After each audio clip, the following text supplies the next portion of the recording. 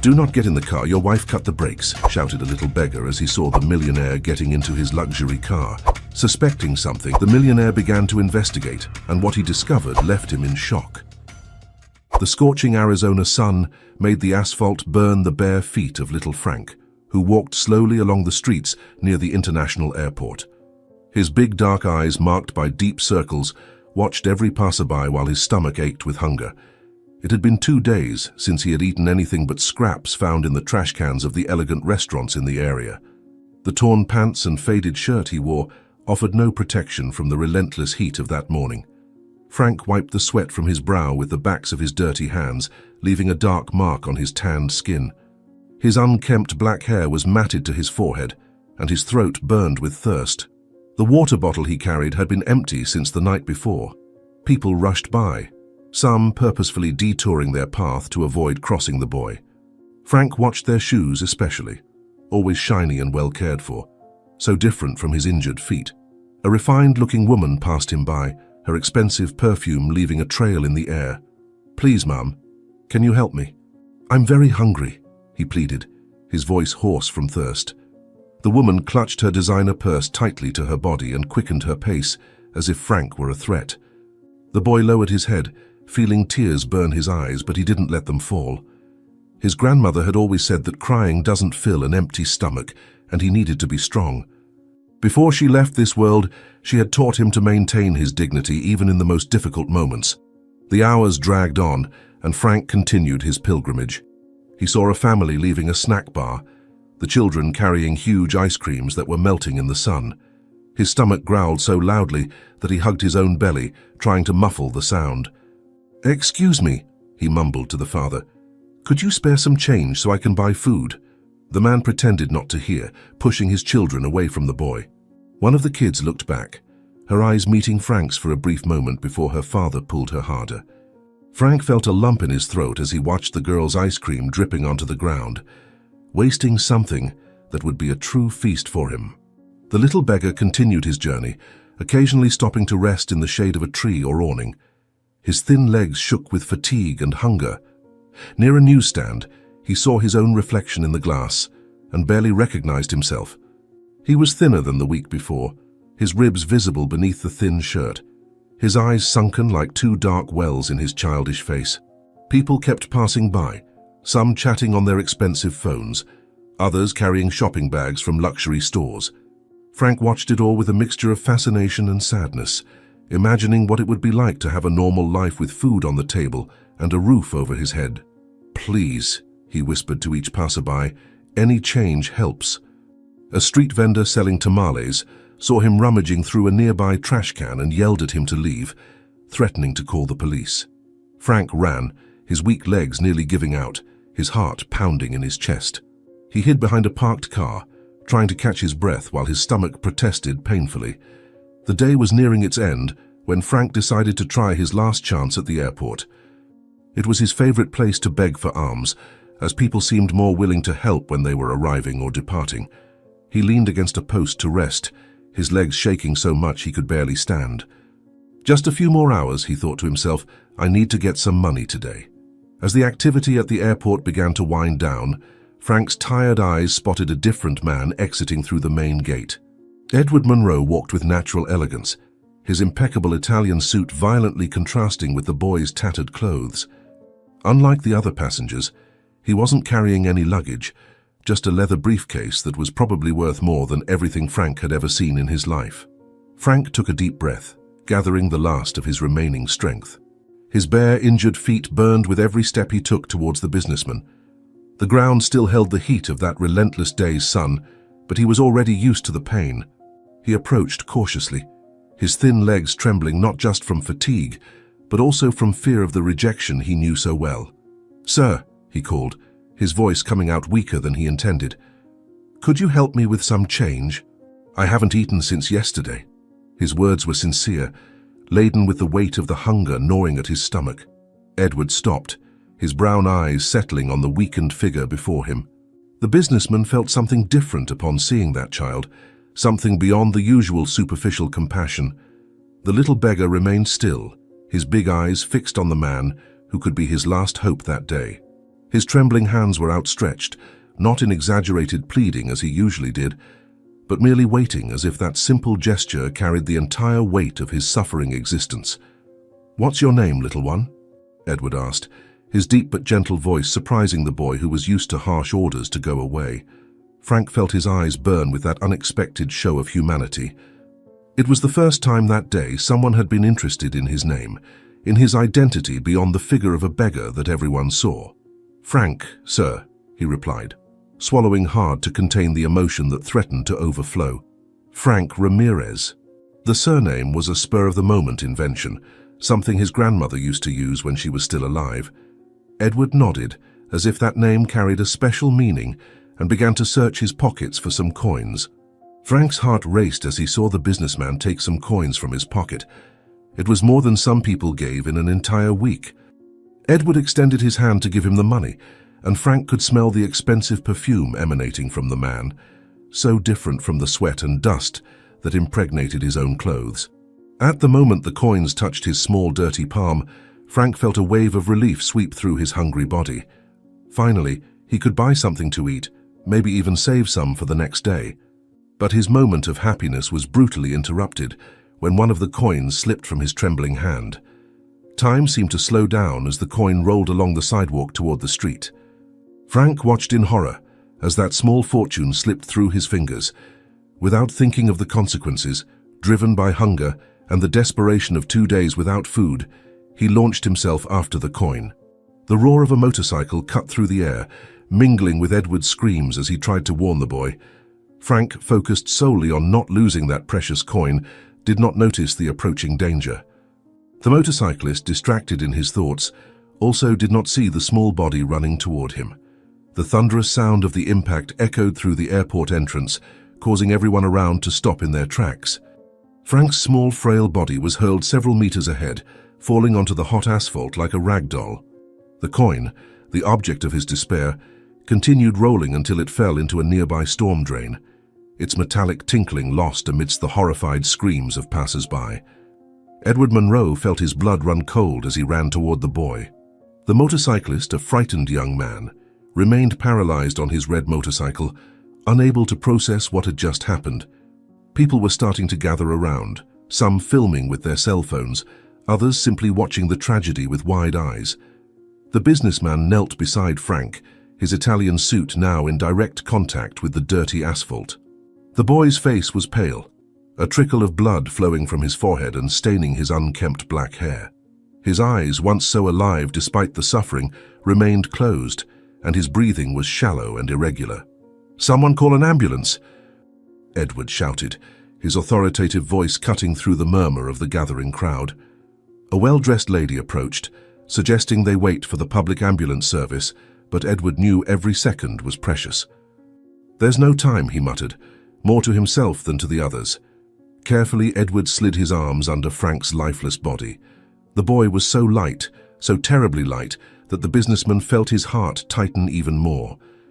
The protruding ribs beneath the torn shirt betrayed days, weeks, perhaps months of hunger. The child's blood was beginning to stain Edward's crisp white shirt and expensive suit, but he didn't care. The motorcyclist finally got off his motorcycle, approaching with hesitant steps. I didn't see him. I was just checking a message," he mumbled, but Edward ignored him completely. His years of business experience had taught him when a situation required immediate action, and this was one of those moments. Carrying Frank in his arms, Edward quickly walked towards his imported car. Some people tried to stop him, arguing about legal procedures and the need to wait for authorities, but he waved them off with a stern look. "This boy needs help now," he declared, his voice leaving no room for discussion. Frank's body was getting colder every second, his tanned skin taking on a grayish tone that sent a shiver of fear down Edward's spine. As he placed the boy in the back seat of his car, he noticed that the small, dirty hands were still clenched in tight fists, as if even unconscious he was still fighting to survive. The car's powerful engine roared as Edward turned the key in the ignition. Through the rearview mirror, he could see Frank's bruised face, and a fierce determination took over his being. This boy, who minutes ago was just another among many begging for change, was now under his responsibility, and he would not allow another young life to be lost on the cruel streets of Arizona. As he accelerated through the city streets, Edward whispered words of encouragement to Frank, as if his voice could reach the boy's dormant consciousness. "Hold on, little one. You're not alone anymore," he promised, pressing down harder on the accelerator. Fate had placed that child in his path, and now their lives were inevitably intertwined by an accident that would forever change the course of their existences. Minutes later, Santa Maria Hospital had never witnessed such a dramatic arrival as that afternoon. Edward Monroe burst through the emergency doors, carrying Frank's unconscious body, his Italian suit completely stained with the child's blood. His eyes, usually calculating after years of commanding businesses, now conveyed genuine despair. "I need help immediately," his deep voice echoed through the sterile hospital environment. The medical team reacted instantly upon recognizing the businessman. A gurney was quickly brought, and Edward gently laid the frail body of the boy on it. Dr. Felipe Ortiz, head of the emergency room, immediately began examining Frank, his experienced hands moving with methodical precision over the injured body. The heart monitor was turned on, its shrill beep sounding like an agonizing reminder that every second was precious. "We need to take him for tests immediately," declared the doctor, as a nurse carefully cut Frank's torn shirt, revealing a body marked not only by the accident, but by years of deprivation. Edward felt his heart tighten at the sight of the boy's prominent ribs, silent witnesses to countless days without a proper meal. The older nurse, Mrs. Rosa, couldn't contain an exclamation of compassion upon seeing the child's condition. The hospital corridors turned into a blur as the medical team rushed the gurney towards the CT scan room. Edward tried to keep up, his Italian shoes echoing against the marble floor. "Doctor." Ortiz barked precise orders, requesting various tests and procedures that Edward could barely understand. A young nurse gently tried to stop him from entering the restricted area, but he remained there, his eyes fixed on the door where Frank had disappeared. In the waiting room, the businessman found himself confronted with an avalanche of forms and bureaucratic questions. The receptionist, a middle-aged woman with a stern expression, demanded information he didn't have. Patient's full name, exact age, medical history, known allergies? Edward ran his hands through his graying hair, his frustration growing with each unanswered question. "His name is Frank," he replied, his voice betraying the emotional exhaustion of the moment. "The rest we'll find out after he's out of danger." Time dragged on with cruel slowness. Edward had settled into one of the waiting room chairs, his eyes fixed on the wall clock that seemed to move its hands with deliberate sluggishness. His phone kept ringing. It was partners, assistants, unmissable appointments that now seemed terribly insignificant. With an irritated gesture, he turned off the device. At that moment, his only concern was for the little beggar boy that fate had placed in his path. Mrs. Rosa appeared occasionally to update Edward on the situation. Frank was undergoing a battery of tests, X-rays, CT scans, blood work. Each new piece of information felt like a needle of anxiety piercing his chest. The nurse noticed the businessman's trembling hands and, defying hospital protocol, brought him a cup of coffee. "You need to stay strong," she said kindly. "That boy is going to need you a lot when he wakes up." The hours piled up and Edward remained there, his imposing figure now hunched with worry. Several doctors went in and out of the restricted area, their serious faces revealing nothing about Frank's condition. The businessman observed every movement, every expression, trying to decipher any news on the professionals' faces as they passed. A social worker approached him, her notepad prepared for more questions, but Edward stopped her with a gesture. "Not now," he said firmly. "First, we need to ensure he survives." The sun was already setting when Dr. Ortiz finally returned to the waiting room, his tired but professional features betraying nothing. Edward stood up immediately, his heart beating so hard it seemed ready to burst from his chest. The doctor adjusted his glasses, consulting the notes on his clipboard with a meticulousness that made Edward's nerves twist with apprehension. "Mr. Monroe," the doctor began, his controlled voice carrying the weight of years of experience in delivering difficult news. "We need to discuss Frank's condition. The situation is more complex than we initially imagined." "Frank suffered a moderate brain injury," explained Dr. Ortiz, leading Edward into a private room. The businessman felt his legs weaken upon hearing the diagnosis, but remained steadfast. The doctor pointed to various images on the computer screen, showing shaded areas in the child's brain. Furthermore, we found concerning signs of chronic malnutrition and various untreated health issues. Edward listened to every word with absolute attention, his face growing paler with each new revelation.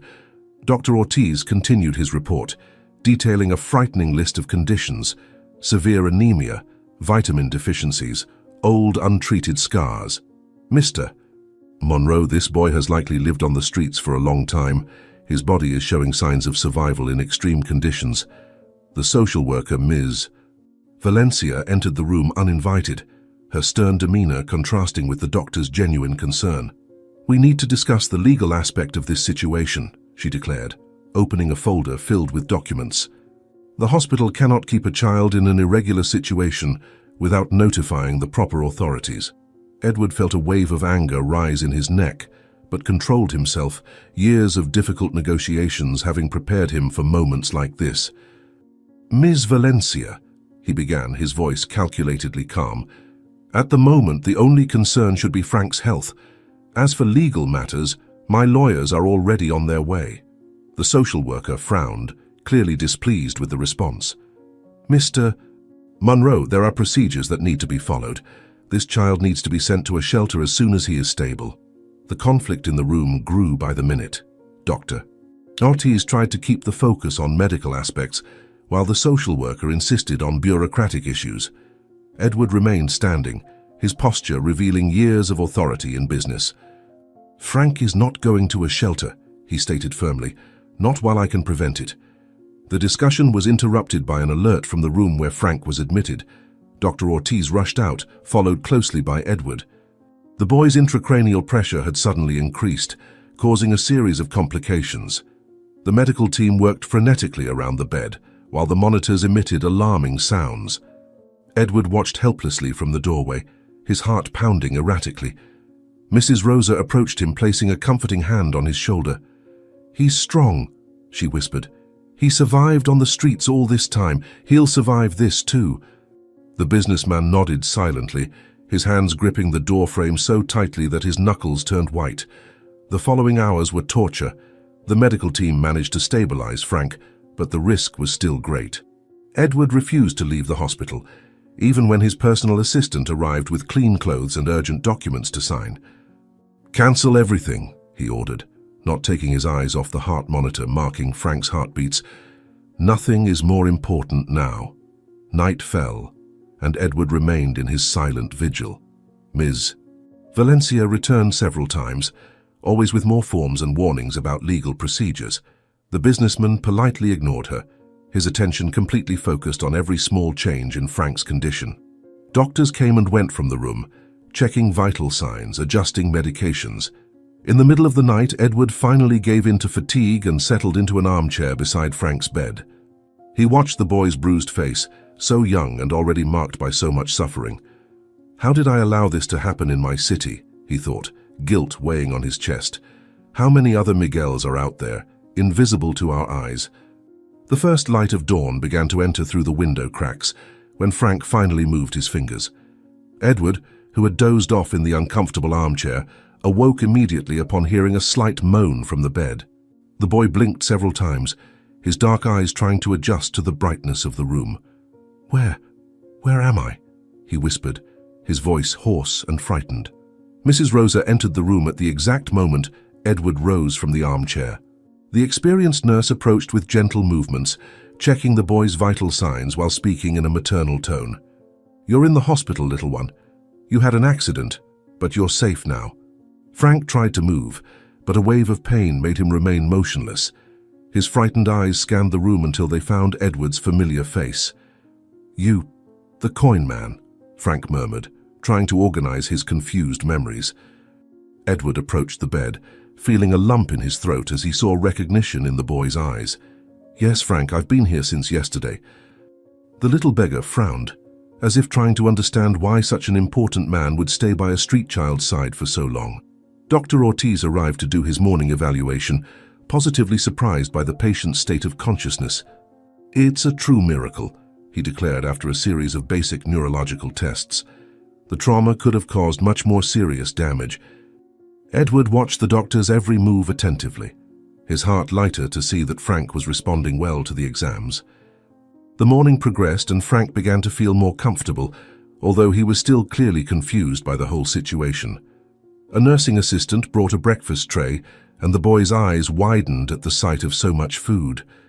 His hands trembled as he held the spoon, years of hunger making his stomach churn at the sight of a full meal.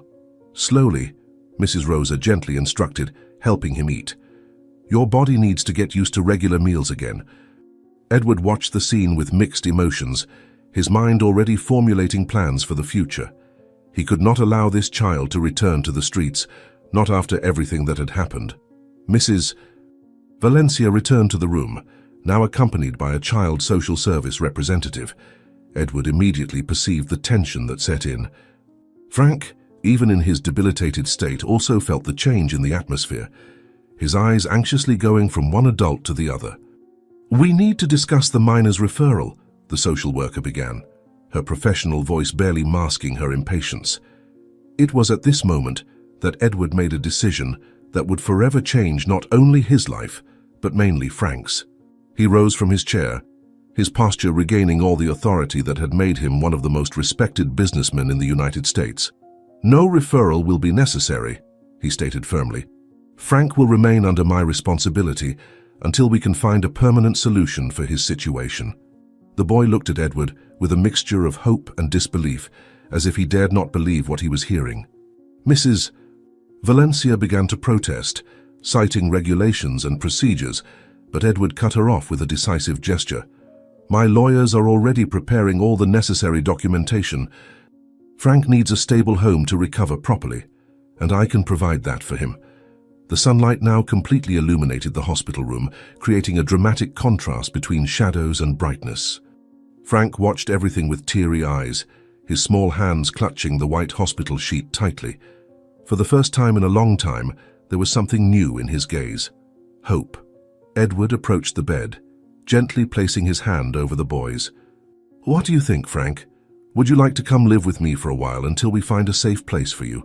After being discharged, Edward Monroe's car passed through the imposing gates of his Arizona mansion at dusk. Frank, now dressed in new clothes bought on the way home, marveled through the window at the perfectly manicured gardens that stretched across the entire property. The boy had never seen such beauty gathered in one place, and his eyes, still weak from recovery, tried to absorb every detail of this new world that unfolded before him. Edward watched the boy's reactions through the rearview mirror, a discreet smile on his lips at the child's genuine enchantment. Throughout the journey from the hospital until there, Frank had remained respectfully silent, as if fearing that any word from him might undo the dream he was living. His small hands clung tightly to the hem of his new shirt, a gesture that did not go unnoticed by the businessman and that betrayed all the nervousness the boy tried to hide. The driver stopped the car in front of the main entrance to the mansion, and Edward could see through the tinted windows the elegant figure of his wife, Victoria, standing at the top of the stairs. Even from a distance, it was possible to notice the tension in her normally graceful posture. She had called several times during Frank's hospitalization, but Edward had avoided going into details about his plans, knowing that conversation needed to happen in person.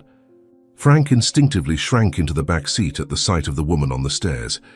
His years on the streets had taught him to read people, and something in Victoria's cold gaze made him feel even smaller than he already was. Edward sensed the boy's discomfort and placed a reassuring hand on his shoulder. "Don't worry, Frank, this is your home now, for as long as necessary," he said, his voice conveying a confidence that made the boy's heart beat a little slower. As they exited the car, Victoria began descending the marble steps, each one of her steps echoing like an omen of a storm. She wore a blue silk ensemble that surely cost more than many families earned in a year, and her high heels made a sharp sound against the polished floor. Her normally calculating green eyes now sparkled, with a mixture of incredulity and displeasure, as they settled on Frank's small, still injured figure. The boy instinctively positioned himself half a step behind Edward, using the businessman's body as a kind of shield against Victoria's cutting gaze. The air was charged with tension, and even the staff who normally circulated through the mansion's entrance had disappeared, as if sensing the storm that was about to form. Victoria stopped a few steps from her husband, her perfectly painted lips drawn in a thin line of disapproval. Her gaze alternated between Edward and Frank, as if she were trying to decipher what kind of madness had taken over her always so sensible husband. The ensuing silence was deafening, broken only by the distant sound of birds in the garden and the rustling of the leaves of the centuries-old trees surrounding the property. Edward took a deep breath, preparing himself for the confrontation he knew was inevitable. He knew his wife well enough to know that she would not easily accept the presence of a street boy in her immaculate home. Victoria had always been obsessed with appearances and social position, and having a beggar under her roof, even temporarily, would be like a personal affront to everything she valued. Frank trembled slightly, his fingers discreetly grasping the hem of Edward's coat. The boy could feel the hostility emanating from the elegant woman in front of him, and years of survival on the streets had taught him to recognize when he was unwelcome. For a moment he considered the possibility of fleeing from there, of returning to the world he knew, but Edward's gentle touch on his shoulder kept him in place. "Edward," Victoria's voice cut through the air like a razor, "we need to talk. In private." Her last words were directed at Frank with a look that made her opinion about the boy's presence there clear. Edward felt the small body behind him stiffen even more, and his determination to protect that child only strengthened. "Yes, Victoria, we do need to talk," he replied, his voice calm but firm, "about many things." The couple headed to Edward's private office, leaving Frank in the care of Maria, the house's oldest governess. As soon as the massive oak door closed behind them, Victoria exploded, her face contorted in utter disgust. "Have you gone completely mad, Edward, bringing that scum into our home? A dirty, smelly beggar full of diseases. Have you thought about our friends, the important people who visit us? What if he steals our things? These people are born with banditry in their blood." Her words overflowed with disgust and prejudice as she frantically gesticulated. "My house is not a shelter for little seeds of evil. I will not allow a project of a marginal to sleep under the same roof as me." Edward remained standing behind his desk, his fingers lightly drumming on the noble wood. "That beggar, as you say, is a child named Frank. A child who almost died because of me," he replied, his voice controlled but firm. Victoria stopped her nervous pacing, turning sharply to face her husband. "Because of you. Since when are you responsible for street boys, little delinquents and other unlucky poor people?" Anger began to bubble up inside Edward, something rare in his normally calculated temperament. "Define exactly what you're proposing, Victoria," said Edward, his voice taking on the tone he usually used in important negotiations. Victoria adjusted herself into her elegant posture, feeling that she was finally gaining some control over the situation. "He can stay in the staff guest house. It's comfortable, has everything he needs, and most importantly, maintains proper appearances." From the garden, the soft sound of Maria's voice reached them, one of the mansion's employees, still trying to convince Frank to eat properly. Edward glanced out the window again, noticing how the boy ate in small portions, as if fearing that might be his last meal. "For how long will you accept him staying?" he questioned, turning back to his wife. Victoria carefully calculated her answer. 2 weeks, she declared firmly. "It's more than enough time for you to find a suitable orphanage or a family willing to adopt him." Her green eyes fixed on her husband's, making her determination clear. "Not a day more, Edward, and he must not circulate through the main house unsupervised." The businessman felt a bitter taste in his mouth at the conditions imposed by his wife, but knew he needed to accept. 2 weeks might not be enough, but it was better than nothing. "All right," he agreed, "but with some conditions of my own as well." Victoria raised a perfectly outlined eyebrow, waiting. "First, he will receive treatment worthy of all the household staff. Second, he will have access to clean clothes, proper food, and everything he needs for his recovery. And third," Edward paused significantly, "you will not treat him as if he were a threat or an inconvenience. He is a frightened child who nearly died, Victoria. He deserves at least respect." Victoria nodded briefly, but her eyes revealed that this battle was far from over.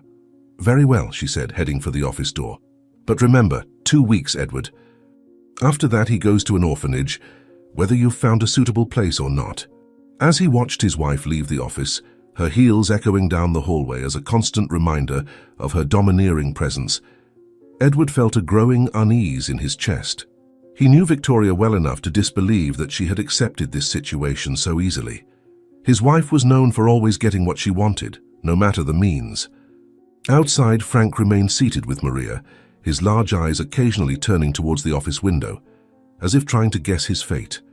Edward could see the fear and uncertainty stamped on the young face, the marks of a life too difficult for someone so small. Maria stood up from the bench, gently guiding Frank towards the staff quarters. The boy walked with hesitant steps, still recovering from the injuries of the accident. As he watched them walk away, Edward couldn't shake the feeling that something was wrong. Victoria's acceptance had been too quick, too easy. Edward picked up his phone, ready to call his lawyers. He needed to ensure everything was legally protected to keep Frank safe during those 2 weeks. But before he could dial, he noticed something through the window that made his blood run cold. Victoria, standing on the main porch, watching Frank with a look he had never seen before. It wasn't just disdain or annoyance. There was something more, something calculating and cold that set off all his protective instincts. In the staff area of the Monroe mansion, Pedro, one of the longest-serving drivers, watched Frank sitting alone on a garden bench. The boy seemed lost in thought, his feet barely touching the ground as he swung his legs absent-mindedly. The driver remembered the little red car he kept in his drawer, a toy that had belonged to his son many years ago. "Frank," Pedro called, approaching with the car in his hands, "I found something that might interest you." The boy's eyes widened as he saw the toy, its red gleam immediately capturing his attention. It was a simple car, but well preserved, with chrome details that glistened in the morning sun. "It belonged to my son when he was your age," Pedro explained, handing the toy to Frank. "Now he's all grown up and I thought you might like it." The boy hesitated for a moment, his small hands trembling slightly as he reached for the gift. It was the first time he had received a new toy, something that hadn't been found in the trash or too broken for other children to want. Frank held the car as if it were made of the most precious material in the world, his fingers gently tracing every detail. Is it really for me?" he asked, his voice almost a whisper of disbelief. Pedro nodded, smiling to see the genuine happiness in the child's eyes. "All yours. You can play freely in the garden." The boy began pushing the car along the ground, marveling at how smoothly the wheels turned. Each turn, each curve was a new discovery, and soon Frank was completely absorbed in his play. Pedro watched from a distance, satisfied that he had managed to bring a little joy to this child who had suffered so much. Frank explored every corner of the garden with his new toy, creating imaginary roads between the plants and making turns around the flower beds. His little red car was now his greatest treasure, something that truly belonged to him. In his imagination, he transformed the stone paths into great avenues and the steps into exciting racing ramps. The play naturally led him towards the main garage of the mansion, where the family's luxurious cars were kept. Frank paused for a moment, admiring the gleaming vehicles through the open door. They were impressive cars with brilliant paintwork and chrome that looked like mirrors in the light. Pushing his red car, Frank timidly entered the garage. The floor was so clean and shiny that he could see his reflection in it. The boy imagined his little toy running alongside those magnificent cars as if it were part of that world of luxury and elegance. His steps led him further into the garage, where the shadows of the cars created interesting shapes on the ground. The silence there was different from the garden, deeper and more solemn, broken only by the soft rolling of his little car's wheels. Frank was so focused on his game that he almost didn't notice the low sound of tools coming from one of the vehicles. It was then that he saw a pair of legs protruding from under one of the most elegant cars in the collection. Someone was working there, half hidden by the garage shadows. Frank gripped his little car tighter, his natural childlike curiosity urging him to approach and see what was happening. Frank approached the car silently, his red little car still clutched tightly in his small hands. The mechanic under the vehicle seemed completely absorbed in his work, moving tools with precision while muttering incomprehensible words to himself. Some drops of a dark liquid dripped onto the floor, forming small puddles beneath the automobile. Curious as any child, Frank crouched down to try to see better what the man was doing. Several tools were scattered on the floor, some of them dirty with the same dark liquid that was dripping. The boy had never seen a mechanic working so close up, and every movement of the man's hands fascinated him even more. "What are you fixing, sir?" Frank asked innocently, his voice echoing through the silent garage. The effect was instant and frightening. The mechanic hit his head hard on the underside of the car, letting out a muffled curse. The metallic sound of tools falling echoed through the environment. The man slid out from under the car with surprising speed, his face red and sweaty, his wide eyes fixed on Frank as if the boy were a ghost. Who let you in here?" he stammered, his hands visibly shaking as he tried to wipe himself off with a dirty rag. "I was just playing with my new little car," Frank replied, holding up the toy to show him. The mechanic seemed increasingly nervous, clumsily gathering his tools and dropping some in the process. His hands were shaking so much he could barely hold the tools properly. The man kept casting furtive glances at the boy and toward the garage entrance, as if fearing someone else might appear at any moment. Frank didn't understand why the mechanic was acting so strangely. After all, he was just doing his job, wasn't he? The boy watched, confused, as the man hurriedly put his tools away in a box. "You shouldn't be in here, kid," said the mechanic in a trembling voice, still avoiding looking directly at Frank. "This garage is no place for children." His words came out stilted, as if he was having trouble breathing. Beads of sweat trickled down his forehead despite the cool garage environment. Frank took a few steps back, startled by the man's strange behavior. In his hands, the red little car seemed an anchor of security, something familiar amid that disconcerting situation. The mechanic was now closing his toolbox with jerky, uncoordinated movements. "I'm sorry, sir," Frank mumbled, his small voice revealing his discomfort. "I didn't mean to bother you." The man hardly seemed to hear his words, too busy trying to organize his things with trembling hands. The boy could sense there was something wrong with the situation, even without understanding exactly what. The ensuing silence was heavy and uncomfortable, broken only by the metallic sound of the tools being hastily put away. Frank remained still, watching the mechanic who seemed increasingly anxious to leave. The man finally managed to close his toolbox, rising with stiff, unnatural movements. I need to go get some parts at the store," the mechanic mumbled, nervously adjusting the grease-stained cap on his head. His hands were still shaking as he held the heavy toolbox. "I forgot a very important part to finish the job." Frank watched with childlike curiosity as the man stumbled over his own words.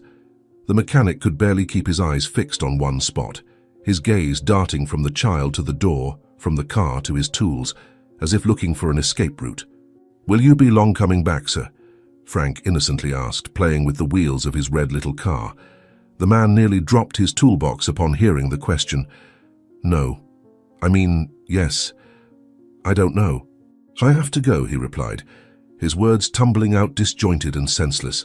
The mechanic began walking toward the garage exit, his steps hurried and uneven. For a moment, it seemed he was going to say something else, but changed his mind, clamping his mouth shut. His boots made a heavy sound against the polished floor, echoing through the silent garage. Frank shrugged, the hunger starting to manifest in his stomach. The sun was already high in the sky, indicating it was close to lunchtime. "I think I'll look for Mrs. Maria," he said to himself, remembering the good smell that came from the employee's kitchen earlier. The boy began to move away from the garage, his little red car rolling smoothly by his side. "Goodbye, Mr. Mechanic," he bid farewell politely as his grandmother had taught him. The man only made an awkward wave with his hand, almost dropping his tools again. As Frank walked away, he could hear the sound of the mechanic's hurried footsteps fading in the opposite direction. His stomach growled again, louder this time. Mrs. Maria must have something tasty to eat, he thought, cheered up by the idea of a hot meal. The last rays of the morning sun illuminated the garage through the high windows, creating bright reflections on the luxury cars. Frank cast one last glance at the vehicle where the mechanic had been working. Small drops of the dark liquid still marked the floor beneath it, forming a puddle that shone strangely in the light. "What a strange man," Frank muttered to himself, clutching his red car to his chest. His stomach growled for the third time, reminding him of his hunger. The boy quickened his steps towards the employee's kitchen, leaving behind the garage and its strange visitor. The midday sun now shone bright over the Monroe mansion, and Frank walked back to the employee's area, eager for his lunch. The smell of food already reached him, making his mouth water. In his hands, the red car remained his greatest treasure, an anchor of normalcy after that disturbing encounter in the garage. Hunger was an old acquaintance of Frank's, a constant companion of his days on the streets. Even now, living at the Monroe mansion, that familiar feeling made him wake up in the middle of the afternoon. Lunch had been served earlier, but the boy was still getting used to regular meal times and his stomach protested, asking for more. The employee's kitchen was quiet at that hour, when most of the staff were resting or tending to other tasks around the property. Frank carefully left his red car tucked under his bed and walked towards the place, his bare feet making no noise against the cold floor. The aroma of freshly brewed coffee and baked cakes still lingered in the air, making his stomach growl louder. The kitchen door was ajar, and through the crack Frank could see that the room seemed empty. Years of living on the streets had taught him to be as silent as a cat, and he slid inside without making a sound. The kitchen was huge, with cabinets that seemed to touch the ceiling, and a central island where Mrs. Maria usually prepared the meals. Frank had already memorized where the bread and cookies were kept, a result of his careful observations during meals. He tiptoed towards the specific cabinet, stretching his skinny arm to reach the handle. It was at that moment that he heard approaching footsteps. Quick and silent as he had always been, Frank hid inside the cabinet under the sink, closing the door soundlessly. It was a tight space, but his small thin body fit perfectly among the cleaning products. Through a small crack he could see part of the kitchen. Victoria entered the room, her high heels echoing against the ceramic floor. She seemed agitated, different from her usual controlled demeanor. Her phone was in her hand and she looked around, making sure she was alone before making a call. Frank held his breath, feeling he shouldn't be there but also unable to leave without being noticed. "So?" Victoria's voice cut through the silence of the kitchen. "Is the job done?" She paused, listening to the responses on the other end of the line. Her usually impassive face began to show signs of irritation. "What do you mean a child saw you? What child?" There was another pause, and Frank saw the woman's face pale slightly. The conversation continued, and each word made Frank's heart beat faster in his chest. "Are the brakes completely cut?" Victoria asked, her voice now almost a whisper. "There can be no failures. It has to look like an accident." The boy felt a chill run down his spine as he understood the meaning of those words. Victoria paced back and forth across the kitchen, her heels marking a nervous rhythm against the floor. That filthy brat! It could only be him. These little street rats are born with banditry in their blood. Edward and his ridiculous habit of wanting to play the savior of the poor. First, he brings this pest into my house, and now the little snoop is snooping around everything. Her voice dripped with pure hatred as she spoke of the boy. Had to be the son of a lost woman, born with that rat instinct. Frank shrank further into his hiding place, his heart beating so hard that he feared she might hear it. The silence that followed was even more frightening than the words. Victoria listened to something on the other end of the line, her face taking on an expression that made Frank tremble. "Don't worry about the little busybody," she finally said, a cruel smile forming on her lips. "I'll take care of this problem personally." Victoria ended the call but remained in the kitchen, her fingers drumming nervously on the marble countertop. Frank barely dared to breathe in his improvised hiding place, his whole body trembling with the weight of what he had just discovered. His benefactor's wife was planning to kill him, and now she knew he had witnessed part of her diabolical plan. The sound of footsteps in the hallway made Victoria straighten up, reassuming her haughty posture. One of the maids entered the kitchen, but stopped abruptly upon seeing the mistress there. "Mrs. Monroe, pardon me, I didn't know you were here," she said, clearly surprised. Victoria dismissed the employee with an irritated wave of her hand. "Leave. I want to be alone." The maid quickly withdrew, leaving only the echo of her hurried footsteps. Frank felt a drop of sweat run down his forehead.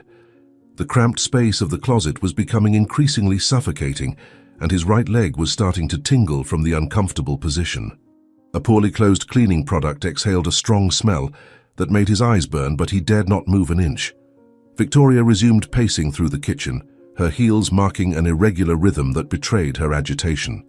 Suddenly she stopped, her eyes fixed on something on the floor.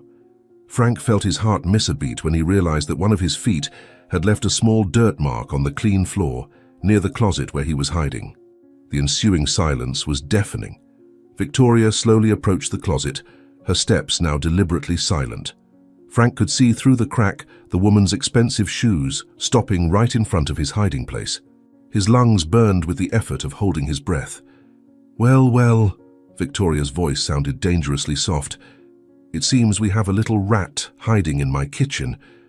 Her perfectly manicured nails tapped on the closet door, the sound making Frank shrink even more. "Why don't you come out of there, little Frank? I know you're in there." The boy remained motionless, his mind racing for a way out. On the streets, he had learned to deal with various types of danger. But something about Victoria terrified him more than any threat he had ever encountered. It was the coldness in her voice, the calculated malice in every word. "Listen here, you worm," Victoria hissed, her voice turning into pure venom. "If you don't come out right now, I'll make you wish you'd never been born. I know people who make street kids disappear without a trace. No one will miss you anyway, right? Who cares about a dead little brat?" Frank squeezed his eyes shut, his whole body trembling with terror. The smell of cleaning products was making him dizzy, and the space seemed to suffocate more and more as the woman's deadly words echoed in his mind. The closet door was abruptly opened, and the bright light of the kitchen invaded the small space.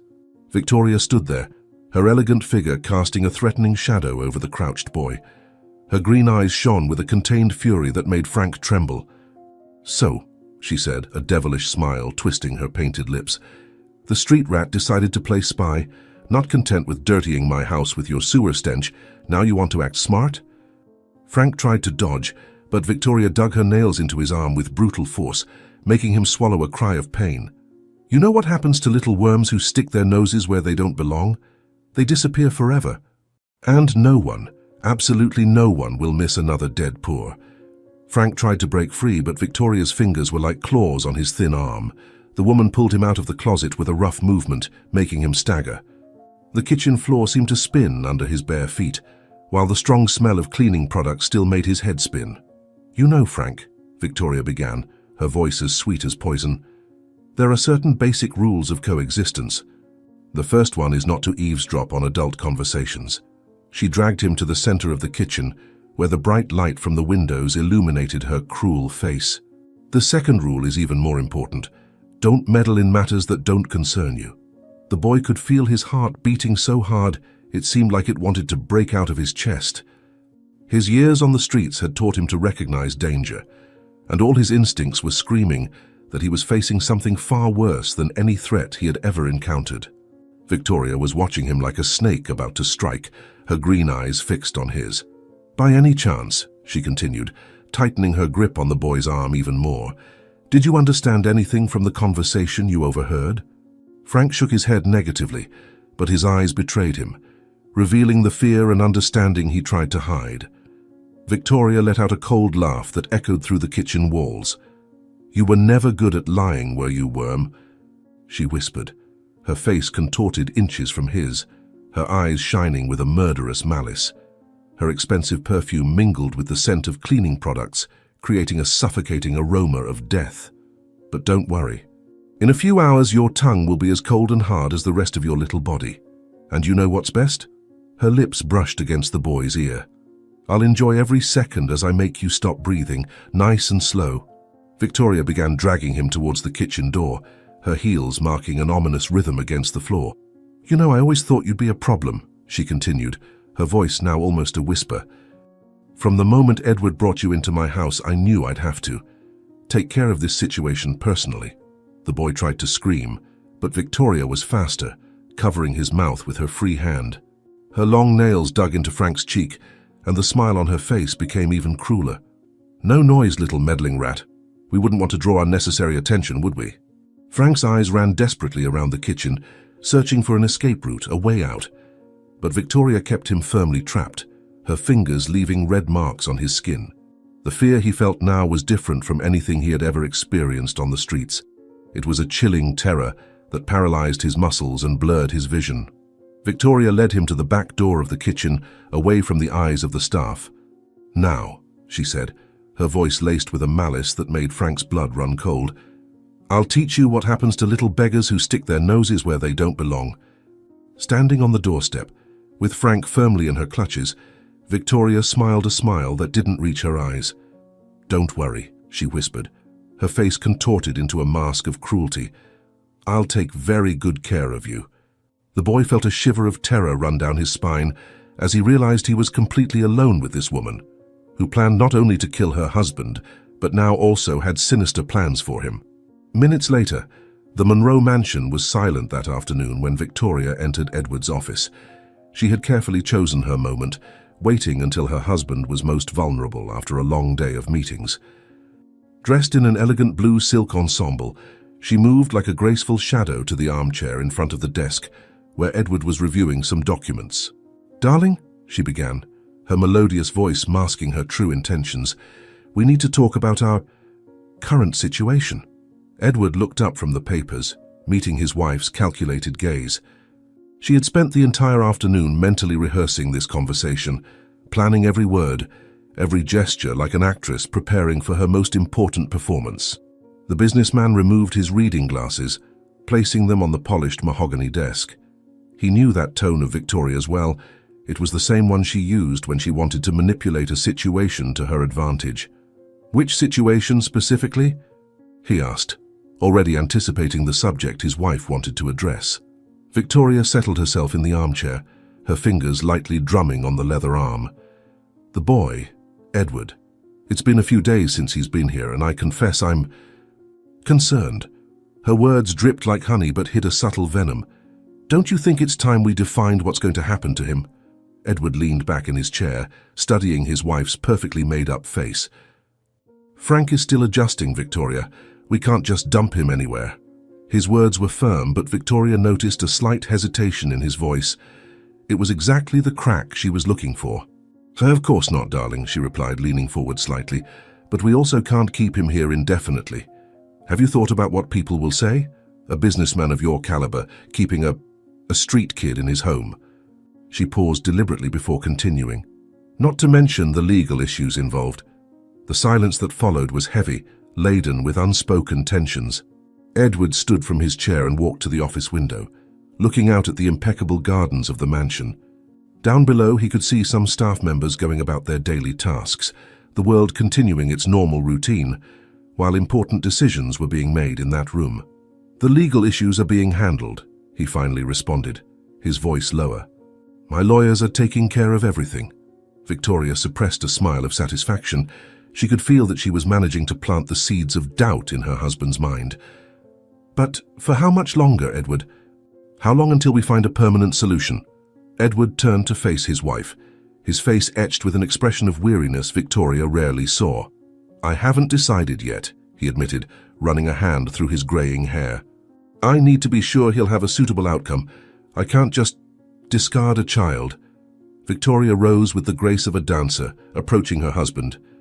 Her delicate hands rested on Edward's tense shoulders, an apparently loving gesture that concealed her true intentions. "No one's talking about discarding anyone, darling. We just need to think about what's best for everyone, including Frank himself." As soon as Edward left for a last-minute meeting, Victoria locked herself in her private room. Her hands trembled slightly as she dialed the number of the fake mechanic. The conversation with her husband had only confirmed her suspicions. She needed to act quickly before the situation spiraled out of her control. "We have a problem," she said, as soon as the call was answered, her voice a tense whisper. "The little worm knows too much. He saw you tampering with the brakes." On the other end of the line, the mechanic swore under his breath, his voice betraying nervousness. Victoria continued, her words dripping venom. "We need to get rid of him before he opens that filthy mouth of his." The luxurious room with its silk curtains and imported furniture felt suffocating as Victoria awaited the mechanic's response. Her heels marked a nervous rhythm on the Persian rug as she paced back and forth. "And what do you suggest we do?" the man asked, his voice trembling slightly. Victoria stopped in front of the Venetian mirror, observing her own reflection with calculating eyes. "I need you to make him disappear. Tonight." Her words came out like ice, without a trace of remorse or hesitation. On the other end of the line, there was a moment of tense silence. "The mansion has security," the mechanic replied finally. "How do you expect me to get in there?" Victoria smiled, a cold smile that didn't reach her eyes. Leave that to me. I can deactivate the alarms in the staff wing around 2 in the morning. The brat sleeps alone in the last room down the hall. The plan began to take shape as they discussed the details. Victoria provided precise information about the household routine, the guards' schedules, the blind spots of the cameras. Each of her words was calculated, every detail meticulously planned. There can be no mistakes, she emphasized. The boy must simply disappear. The mechanic seemed more confident now that he had a concrete plan. And then, he asked, how will we explain his disappearance? Victoria had already thought of that too. Her perfectly manicured nails drummed on the polished surface of her vanity as she explained, we'll say he ran away, returned to the streets on his own. No one will question it. After all, that's what those brats always do. A noise in the hallway made Victoria start. She approached the door silently, making sure no one was listening to her conversation. After confirming she was alone, she returned to the phone. Remember, you only have one chance. If something goes wrong, if someone sees you. She left the implied threat hanging in the air. And what about the payment? The mechanic asked, his voice now firm. Victoria smiled again, that same cold, calculating smile. The same deal as before. Half now, half when the job is done. Both the kid's disappearance and the sabotage of the brakes. Finalizing the details of the plan, Victoria hung up the phone and returned to the mirror. Her reflection showed an elegant and controlled woman, with no hint of the cruelty she had just planned. She adjusted a perfectly coiffed strand of hair and smiled at herself. Soon all our problems will be solved, she murmured to her reflection. The night was especially dark when the fake mechanic slipped through the back of the Monroe mansion.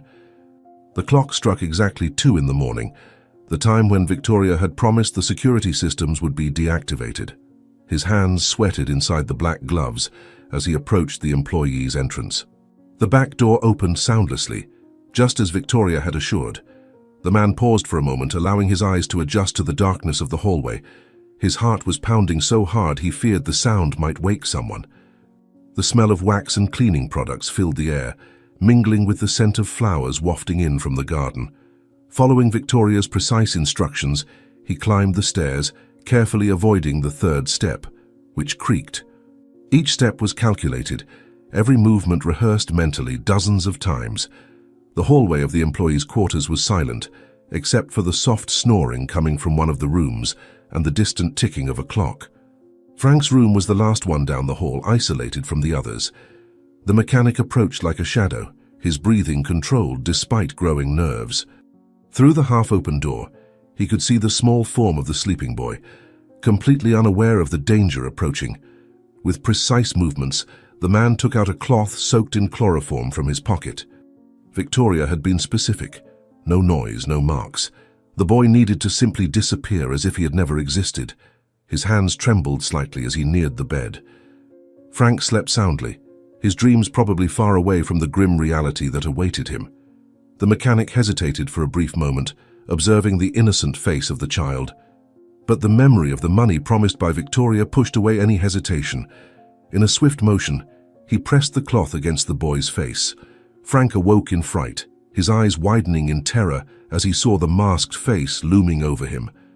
He tried to scream, but the sound was muffled by the cloth.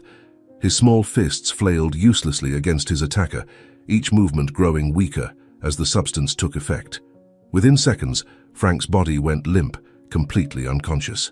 The mechanic worked quickly, wrapping the boy in a dark blanket. It was frightening how little he weighed, how easy it was to carry him as if he were just a package. The next morning dawned with a different atmosphere in the Monroe mansion. Edward arrived earlier than usual, a colorful package in his hands, a comic book he had bought especially for Frank.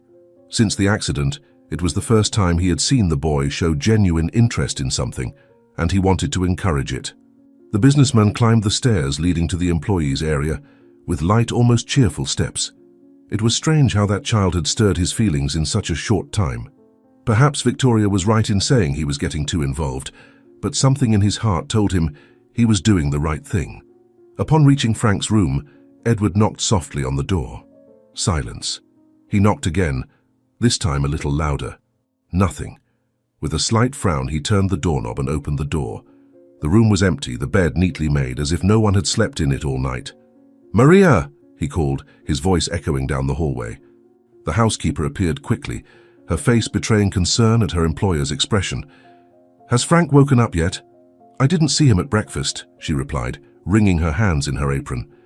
Edward felt a tightness in his chest. Look for him. Everywhere. The following minutes were a frantic search. Every employee of the mansion was mobilized to look for the boy. The garage, the gardens, the kitchen, every corner was scoured. The little red cart Pedro had given Frank was still there, abandoned under the bed, but there was no sign of the child. Victoria appeared in the midst of the confusion, her face a perfect mask of studied concern. "What's happening, dear?" she asked, her melodious voice laden with false unease. Edward could barely contain his anxiety. "Frank is gone. No one has seen him since last night." "Oh," sighed Victoria, placing a delicate hand over her chest. Maybe he went back to the streets." Her green eyes carefully studied her husband's reaction as she continued. "You know how these people are, Edward. They prefer the freedom of the streets to following rules in a decent home." Edward shook his head, refusing to accept that explanation. "No, something's wrong. He wouldn't run away just like that out of the blue, not after." His voice faltered as he saw the little red wagon in his hands, abandoned like a broken promise. Victoria approached her husband, her voice now softer. "Dear, be realistic. These children, they don't know how to live any other way. The street is in their blood. He probably missed begging, living without rules." Each of her words was like a little, carefully calculated stab to have maximum effect. The servants exchanged uneasy glances. No one really believed that Frank had run away of his own accord, but who would dare contradict the lady of the house?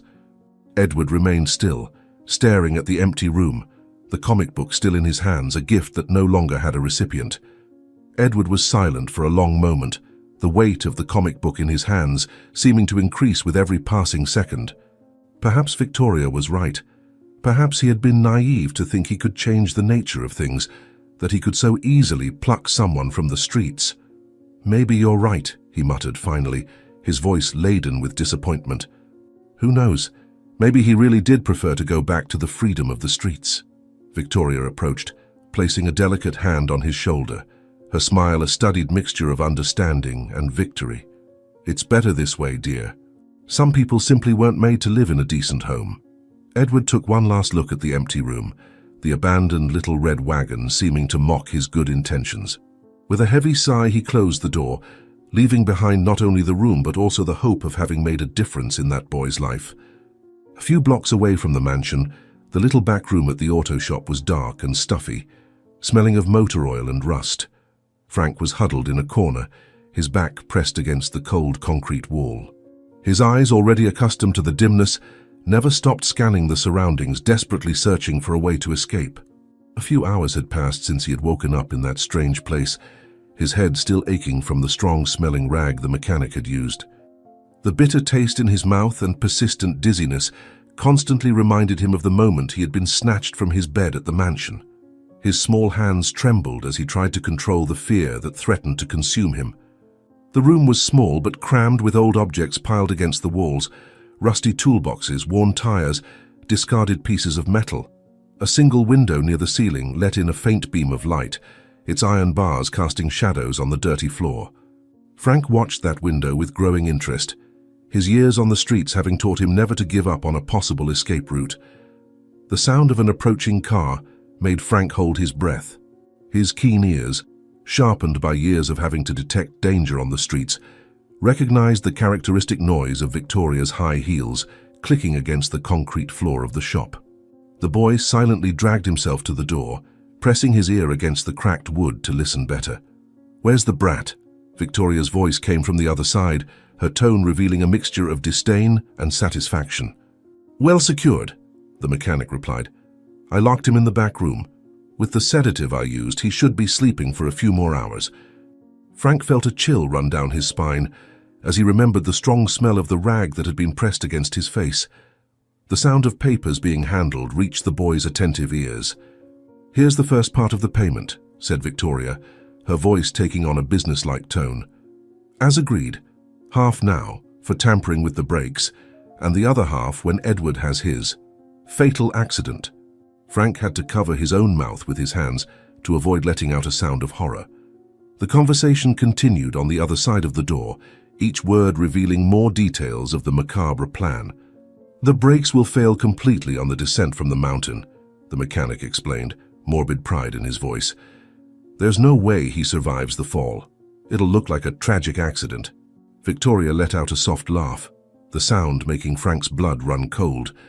The boy moved away from the door, his heart beating so hard it seemed ready to burst from his chest.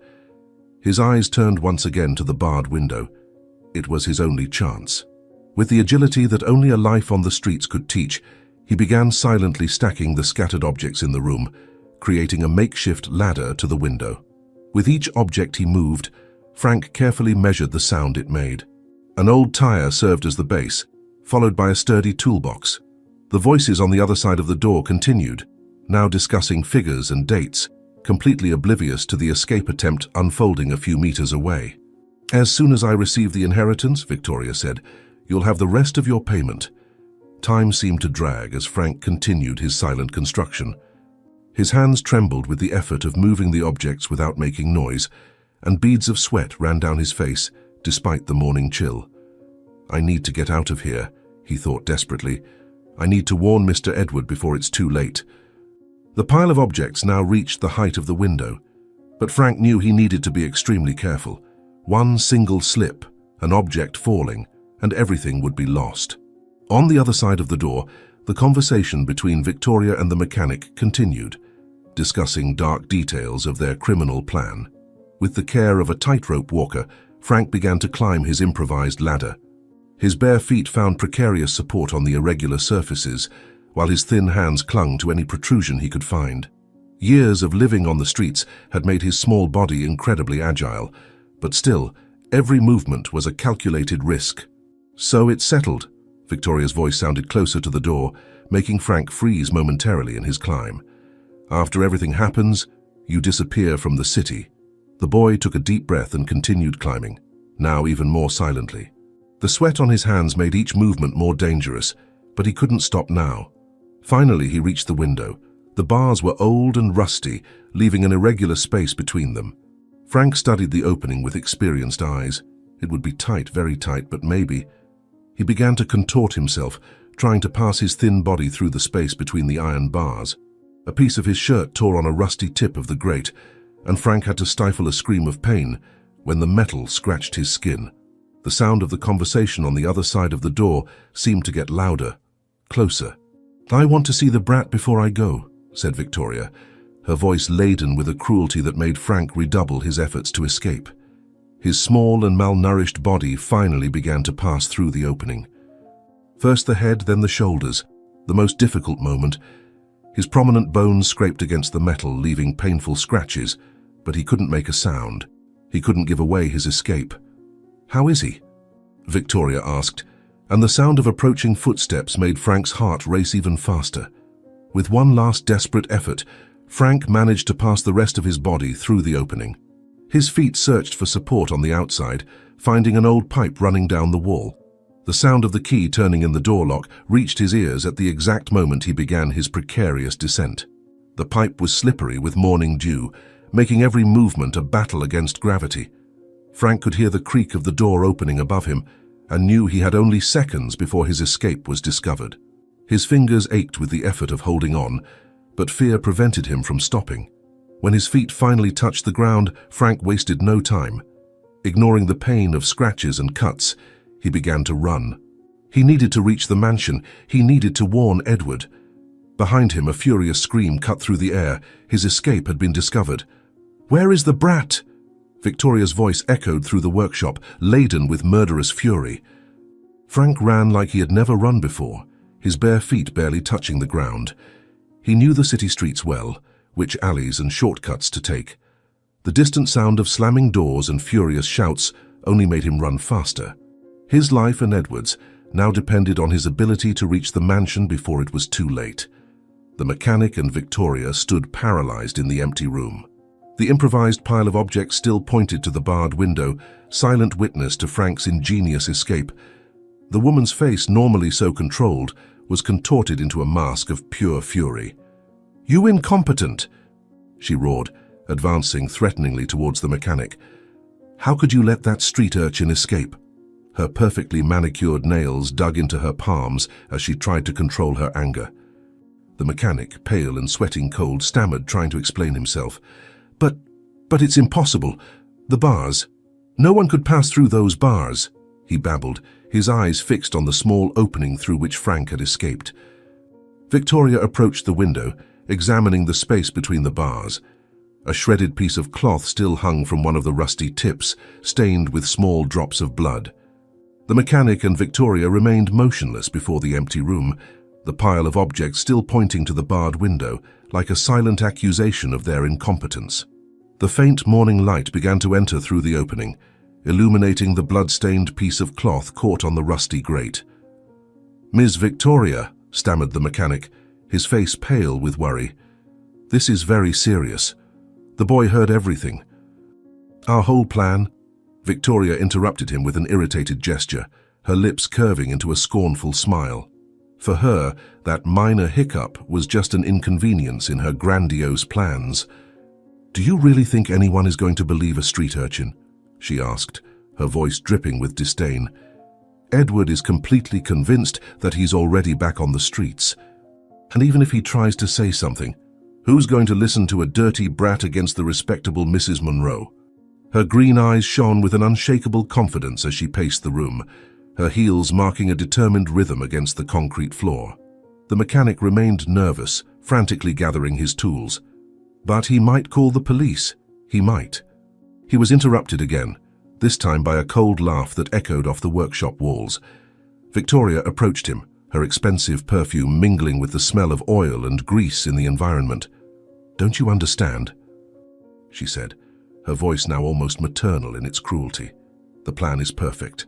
The brakes will fail on the descent from the mountain, Edward will have his tragic accident, and I'll be the inconsolable widow who inherits everything.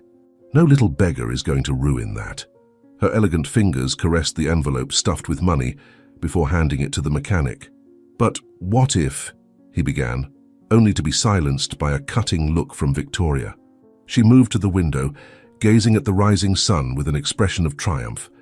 In her mind, she already saw herself as the sole heir to the Monroe fortune. The little hiccup of Frank's escape was just that, little and insignificant. Victoria picked up her designer purse, straightened her perfectly coiffed hair, and walked towards the workshop door. Before leaving, she cast one last look around the empty room, a satisfied smile playing on her lips. "Soon this will be nothing but an unpleasant memory. And as for our little runaway," she let the sentence hang, her voice laced with deadly certainty. The door clicked softly shut behind her, leaving only the mechanic with his fears and doubts. The sound of Victoria's heels faded as she walked to her imported car, her mind already occupied with the final preparations for her macabre plan. To her, the game was already won. It was only a matter of time. Frank ran through the streets of Arizona as if his life depended on it, and indeed it did. His bare feet, already bruised from his escape through the barred window, now bled from the impacts against the rough asphalt. But he couldn't stop. Mr. Edward's life was in danger. The sun was starting to rise, tinging the sky with shades of orange as the boy zigzagged through alleys and side streets. His years on the streets had taught him every shortcut in the city, every hidden passage between buildings, every hole in walls he could use as a path. His breath came in gasps, his lungs burning with the effort. A territorial, aggressive stray dog appeared in his way, growling menacingly. Frank knew this animal well.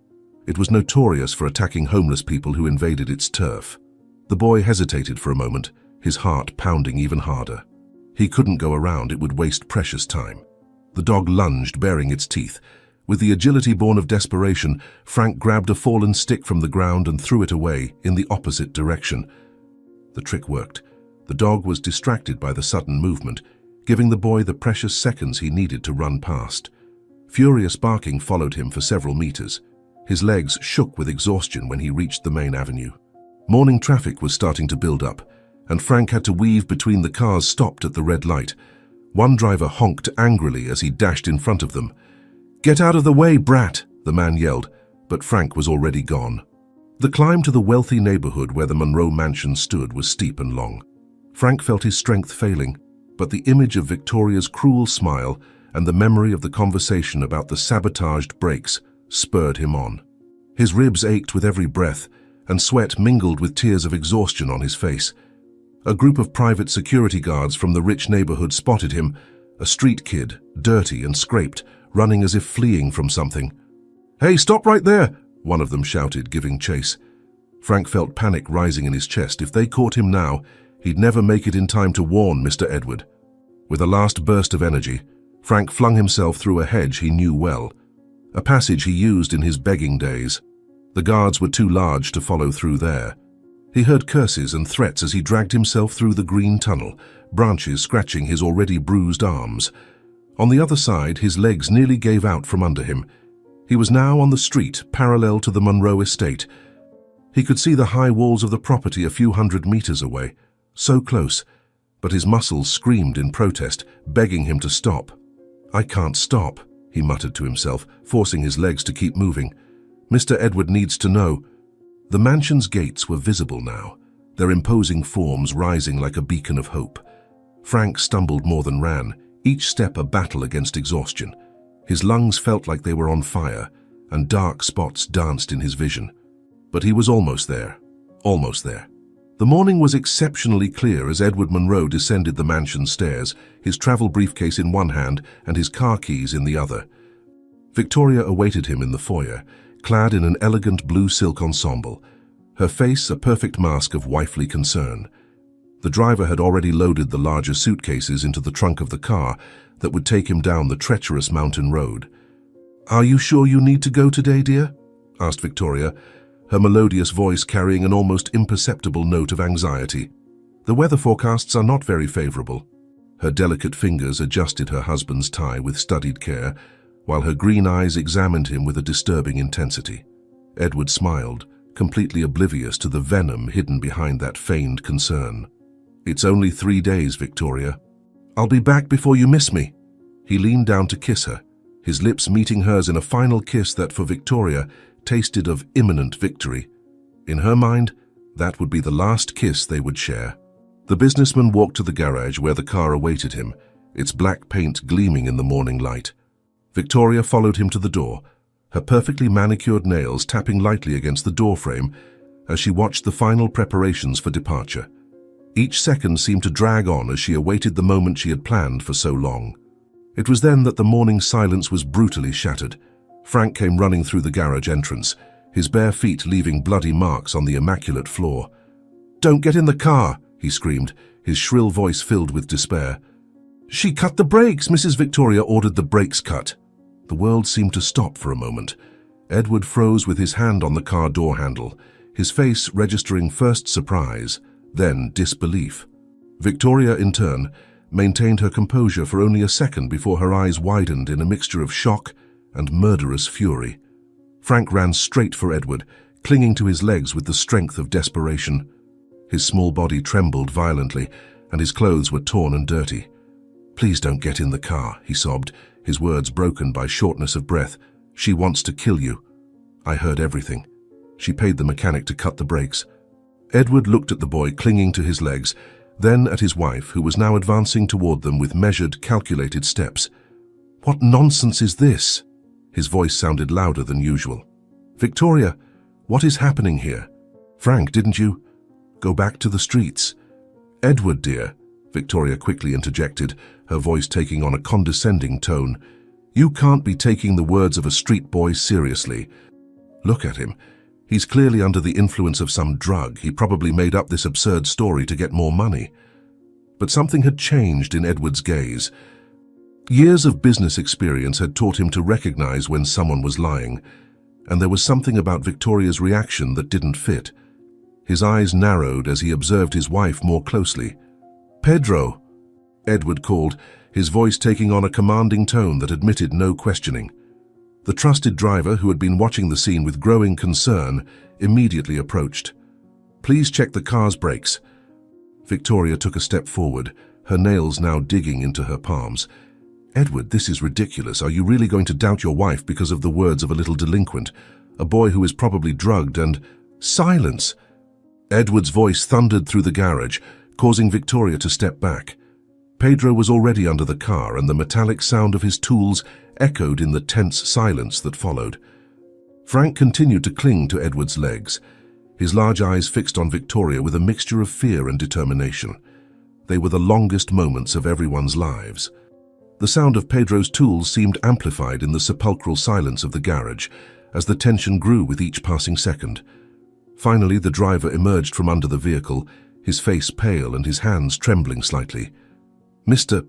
Edward," he said, his grave voice laden with concern, "the brakes have been completely sabotaged. Someone cut the cables so that it would look like natural wear and tear. If you had gone down the mountain—" The rest of the sentence hung in the air, but everyone understood the implication. Edward felt his blood run cold in his veins as he slowly turned to face his wife. Victoria remained motionless, her face a mask of innocence that now seemed grotesquely false. The silence that followed was deafening. Edward gently freed himself from Frank's hands and advanced toward his wife, his slow, deliberate steps echoing through the garage like a harbinger of a storm. Victoria kept her frozen smile, but her eyes betrayed a flicker of fear Edward had never seen before. "How much?" he asked, his voice low and controlled, charged with an icy fury. "How much did you pay to try to kill me, Victoria?" She took a step back, her back meeting the cold wall of the garage. "Edward, you can't be serious. Are you going to believe the words of a—" "How much?" Edward's scream cut through the air like a razor, making everyone in the garage jump. Victoria flinched but kept her haughty posture. Frank, still trembling, began to speak. "It was 200,000, Mr. Edward. Half now and half after you." "After you." His voice failed, unable to complete the terrible sentence. Victoria let out a hysterical laugh, her eyes now shining with barely contained fury. "So that's it? You're going to believe this thug project? This little worm who infiltrated our home?" Her words dripped pure venom. "Look at him, Edward. A dirty beggar, a little thief who's probably lying to—" "He kidnapped me," Frank interrupted, his voice small but firm. "Mrs. Victoria had the mechanic kidnap me last night because I saw him cutting the brakes. He locked me in a workshop, but I managed to escape." His eyes met Victoria's. "I heard everything, the whole plan, how it was going to look like an accident in the mountains, how you were going to inherit everything." Edward staggered as if he had been punched. Years of marriage, of trust, crumbling before his eyes. Our entire marriage. Was it all a lie? His voice sounded empty, shattered. Victoria straightened her shoulders, her face taking on an expression of utter contempt. "A lie? No, Edward. It was an investment." Her smile was cruel now, all masks finally falling. "Years of putting up with your ridiculous philanthropic quirks, your pathetic attempts to help society's scum, like this little rat you brought into my home." She pointed at Frank with disgust. "Everything has a price, darling. And today would be the day of my return on investment."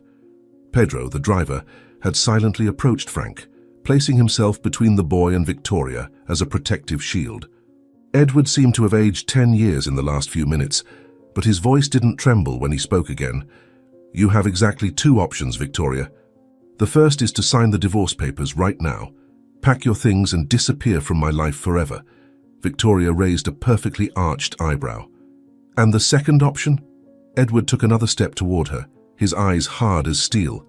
"The second option is to rot behind bars for attempted murder, kidnapping a minor, and all the other crimes we can prove. And believe me, with Frank and the mechanic's testimony, it won't be hard."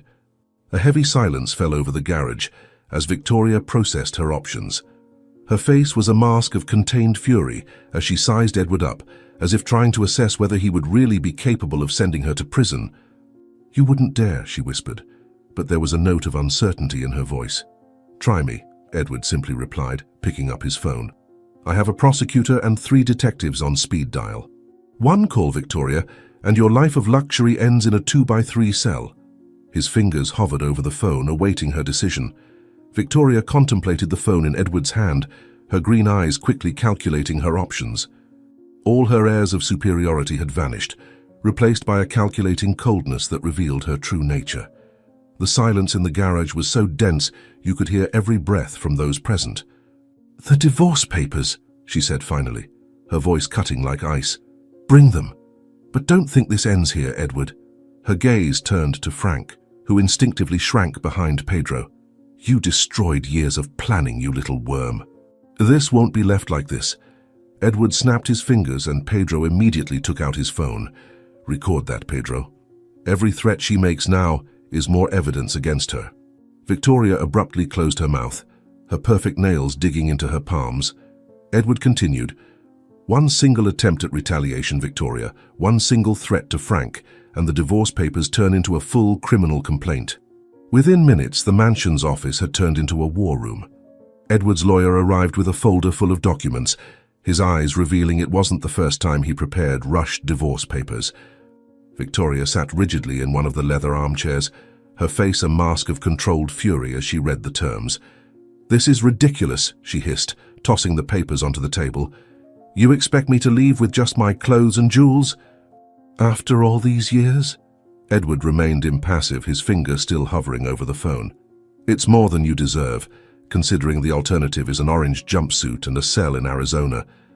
Frank watched everything from the office door, his big eyes shifting between Edward and Victoria. The businessman had insisted he stay nearby, fearing Victoria might attempt one last act of revenge. Pedro kept a protective hand on the boy's shoulder, his other hand still holding the phone recording every word. With abrupt, furious movements, Victoria signed away any claim to the Monroe fortune. Each signature was accompanied by a look of pure hatred towards Frank, who now represented the ruin of all her carefully architected plans. "It's done," declared the lawyer, gathering the documents. "You have 1 hour to collect your personal belongings and leave the property." Victoria rose, her usual elegance transformed into barely contained rage. "I won't need an hour. I won't spend another minute in this house." As she climbed the stairs to gather her things, Edward approached Frank, kneeling to be at eye level with the boy. "You saved my life today," he said, his voice thick with emotion, "and I promise that from now on, no one will ever hurt you again." Victoria went down 15 minutes later, carrying 2 designer suitcases filled with jewels and branded clothes. Her high heels marked a furious rhythm against the marble floor as she headed for the door. She stopped for a moment, turning one last time to face Edward and Frank. "Enjoy your new life with your little street hero, Edward," she said, her smile as cold as a blade. "I hope you'll be happy with the leftovers of the society you so love to help." Without waiting for a response, she spun on her heels and left, the door slamming shut behind her. The morning sun still shone through the mansion's windows, but now its light seemed different, cleaner, as if a shadow had finally been removed from that place. Edward looked at Frank, who was still trembling slightly, and then at Pedro, who was keeping the phone with the recordings that would serve as a guarantee against any future attempt at revenge from Victoria. "Let's take care of those wounds," Edward gently told Frank, noticing the cuts and scratches covering the boy's body. "And then, I think we need to have a talk about your future. That is, if you want to stay, of course." Frank looked at him with tearful eyes, a small smile beginning to form on his lips. "You want me to stay?" The question came out almost as a whisper, laden with hope and fear at the same time. Edward smiled, placing a gentle hand on the boy's shoulder. "I do, Frank. You're no longer a street boy, you're my hero, and heroes deserve a home." 6 months had passed since that fateful morning in the Monroe Mansion's garage. The juvenile court judge's office was illuminated by the soft afternoon light when Edward and Frank entered, both wearing custom-made suits, Frank's carefully fitted to his still small but now healthier body.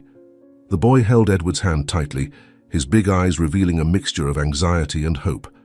"Mr. Monroe," Judge Martinez smiled, adjusting his glasses as he examined the documents on his desk.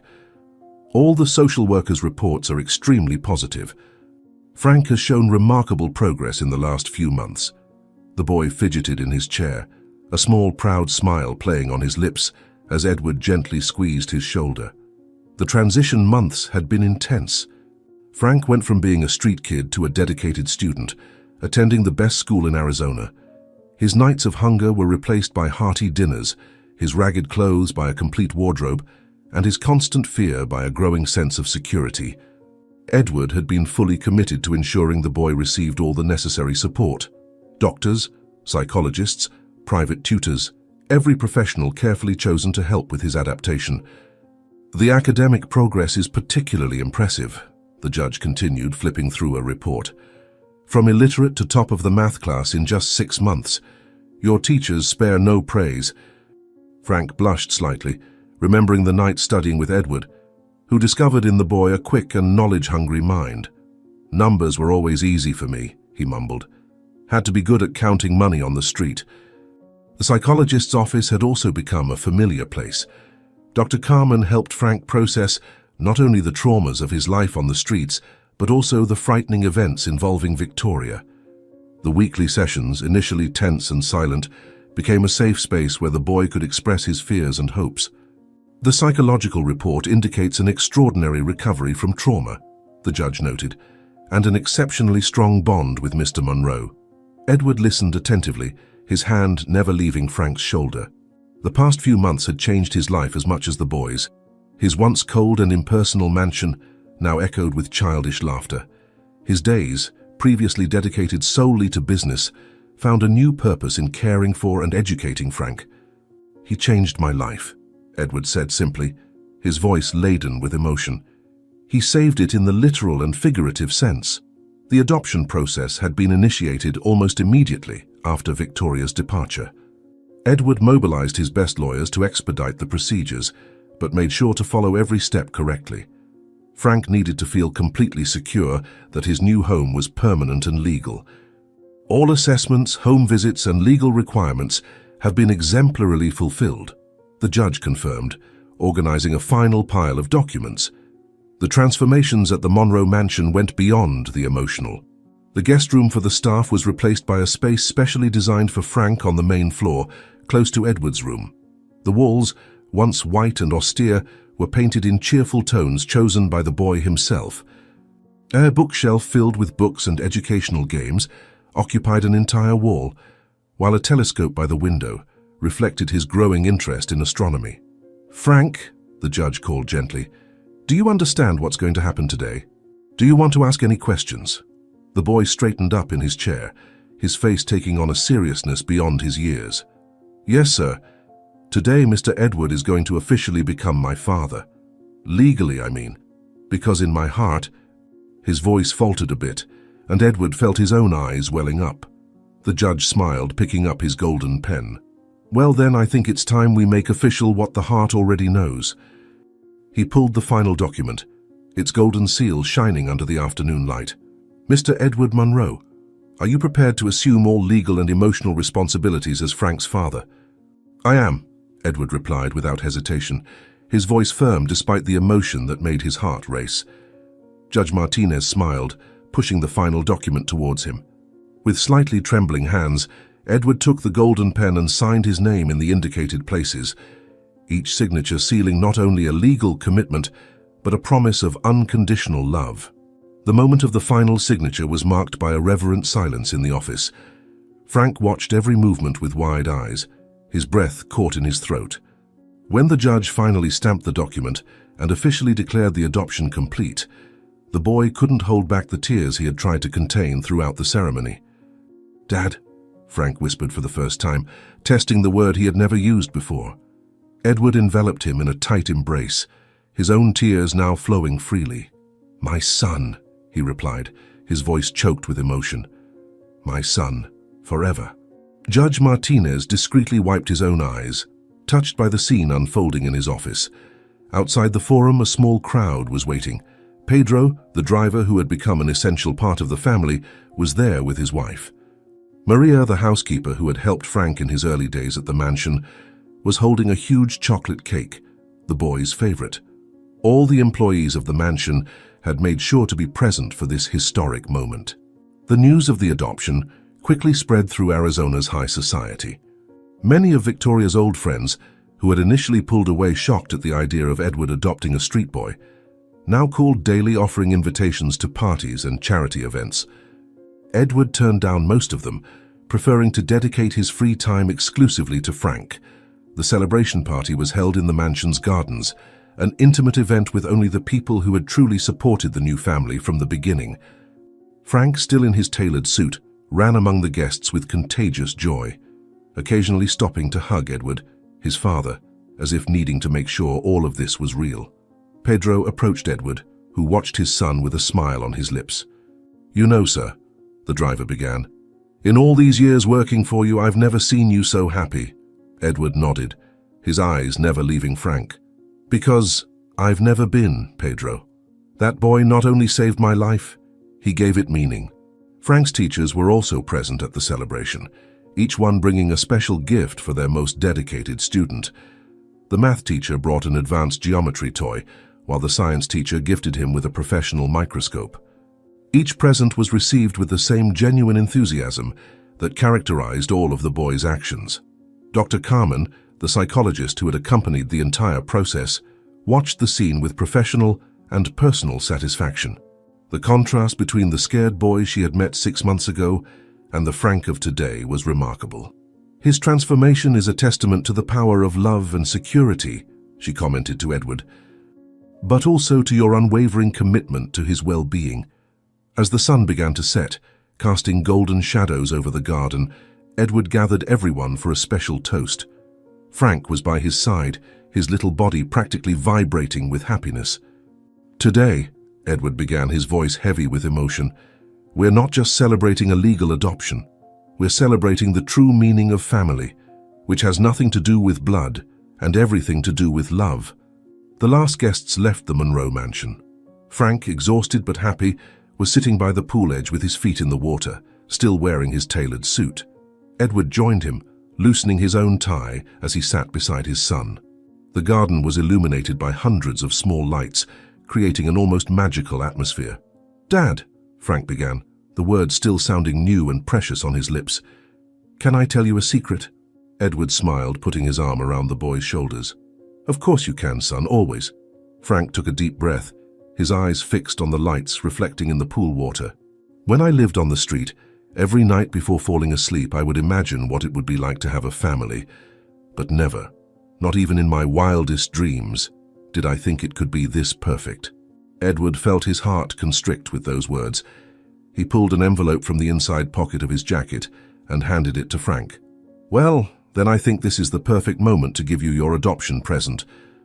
The boy took the envelope with trembling hands, his eyes wide with curiosity. Inside were official documents and a golden key. "What is this?" asked Frank, trying to understand the papers filled with legal terms. Edward smiled, pointing to the documents. "This, son, is the deed to the new headquarters of the Monroe Institute for support of underprivileged children. And this," he touched the golden key, "is the key to your office there. Because you, Frank, will be my partner in this project." The boy's eyes filled with tears as he understood the meaning of that gift. The institute would be built near the place where Edward had first found him, and its purpose would be to help other children who, like Frank, just needed an opportunity to shine. "But there's more," continued Edward, picking up another envelope. "Here is our itinerary for the next vacation. We're going to visit every significant social project in the major cities of the world. We start in Barcelona next month." Frank could hardly believe it. From a boy who had never left Arizona, he would now become an international traveler with a special mission. Pedro appeared discreetly in the garden, carrying a tray with hot chocolate, the drink that had become a nightly ritual for father and son. "Excuse me, gentlemen," he smiled, placing the steaming cups beside them. "I thought you would like to celebrate this special moment with your favorite drink." As they savored the chocolate, Edward and Frank began to make plans for the institute. The boy had clear ideas about what other street children needed, not only food and shelter, but education, affection, and most importantly, hope. "We will give them what you gave me, Dad," said Frank with conviction. "A chance to dream." The night wore on, but neither of them wanted that moment to end. Frank leaned back against Edward's shoulder, his body relaxing with the fatigue of such an exciting day. "You know what else I want to do at the institute?" He murmured, his eyes beginning to grow heavy. "I want to have a huge library with all the books I could never read on the street." Edward kissed the top of his son's head, his heart overflowing with love and pride. "We'll have the biggest children's library in Arizona," he promised, "and you'll help every child discover the love of reading, just as you did." Frank smiled sleepily, struggling to keep his eyes open. "Dad," he whispered, already almost asleep, "thank you for choosing me." Edward felt silent tears stream down his face as he hugged his son tighter. "No, my son," he replied softly. Thank you for choosing me too. For trusting me that day in the garage, for being brave enough to save my life, for giving me the chance to be your dad." The stars shone in the Arizona sky as Edward carried a sleeping Frank inside the mansion. The future lay open before them, full of promises and possibilities. The story of the street boy who saved a millionaire had become something much greater. A story of love, redemption, and hope that would change not only their lives, but those of countless other children who, like Frank, just needed a chance to shine. Edward carried the sleeping Frank to his room, the boy still clutching the golden key to the institute in his small hand. The room, once an impersonal guest space, now overflowed with personality. Blue walls decorated with maps and planet posters, shelves filled with books, and a telescope strategically positioned by the panoramic window. With a paternal care that still surprised him, Edward removed his son's shoes and tucked him under his favorite constellation-patterned comforter. The boy settled unconsciously, a small smile playing on his lips, even in sleep. On the bedside table, a framed photo captured the moment they first met. Edward in his elegant suit, Frank in his tattered clothes, both standing at the airport entrance. Next to it, a more recent photo showed the two smiling in front of the school, Frank proudly holding his first report card with top grades. "Dad?" Frank murmured sleepily, his eyes briefly opening. "Promise me that when I wake up tomorrow all of this will still be true." Edward sat on the edge of the bed, gently stroking his son's hair. "I promise, my son. This is not a dream. It's our reality now and forever." As he watched Frank drift back to sleep, Edward reflected on how his life had changed completely in just a few months. The mansion, once a symbol of his loneliness and material success, now echoed with laughter, conversations about stars and planets, and endless curious questions about how the world worked. The golden key Frank held represented more than just a new project. It was a symbol of transformation. The boy who once needed help would now become an agent of change, using his own experience to help other children find their way. "You've taught me more about courage and love than all my years of life," Edward whispered. Pedro appeared silently at the door, bringing one last cup of hot chocolate for Edward. "Has the little master finally fallen asleep?" he asked in a low voice, a tender smile on his face at the sight. Edward nodded, accepting the cup gratefully. "Yes, dreaming of all the children we will help together." With one last kiss on his son's forehead, Edward rose to leave. He stopped at the door, looking once more at the boy, who had not only saved his life but given it a new and profound meaning. "Good night, my little hero," he murmured, softly closing the door. "Tomorrow, the rest of our story begins." Outside, the stars of Arizona shone with a special intensity, as if celebrating this new beginning too. An unlikely family had been formed, proving that sometimes the strongest bonds are those forged not by blood, but by destiny, courage, and above all, love. In the small roadside workshop, Victoria furiously scrubbed an oil stain on the floor, her knees already aching from prolonged contact with the rough concrete. Her hands, once delicate and always impeccably manicured, were now rough and stained with cleaning products. The worn uniform barely concealed how much her body had wasted away over the past 5 years, the result of scarce meals and heavy labor. Lauren, the mechanic she had once hired to kill her husband, shouted from across the workshop, "Victoria, the bathroom needs an urgent cleaning." She rose with difficulty, her back protesting after hours bent over the floor. As she walked towards the filthy bathroom, she could feel the contemptuous gaze of the man who was now her boss, a cruel irony of fate. The bathroom was her particular nightmare. Every stain, every bit of grime she had to clean was a reminder of her downfall. Victoria observed her reflection in the stained mirror, the sunken eyes, the face marked by premature wrinkles, the unkempt hair pulled back in a sloppy bun. "This is what unbridled ambition does to a person," she thought bitterly, grabbing the brush to scrub the toilet bowl. A burly trucker entered the bathroom while she was still cleaning. "Hey, princess," he sneered. "Make sure you do a good job, 'cause I'll need to use it." Victoria kept her head down, swallowing the humiliation along with the tears that threatened to fall. The man made a point of making as much of a mess as possible, and she could hear him laughing as he walked away. "The fallen lady is sinking deeper every day," he commented loudly enough for her to hear. The harsh midday sun streamed through the workshop's grimy windows, making the environment even more stifling. Victoria was now cleaning up a puddle of coffee that a customer had deliberately spilled. Her stomach growled.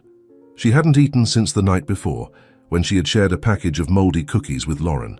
The cheap bottle of whiskey hidden under her bed was her only solace, her only escape from the brutal reality she lived in. The unmistakable sound of a luxury car made Victoria look up from her work. Through the workshop's door, she saw a brand new imported car park, its vibrant red clashing violently with the dust and decadence of the place. Her heart froze as she recognized who was getting out of the vehicle. Beatriz Alvarado, her former rival at Arizona's charity events, the one she had so humiliated at her lavish parties. "I can't believe my eyes." Beatriz's voice cut through the air like a razor blade. Victoria Monroe, the all-powerful, on her knees cleaning a workshop floor. Her expensive heels struck a cruel rhythm against the dirty floor as she approached, each step echoing like a death sentence for what was left of Victoria's pride.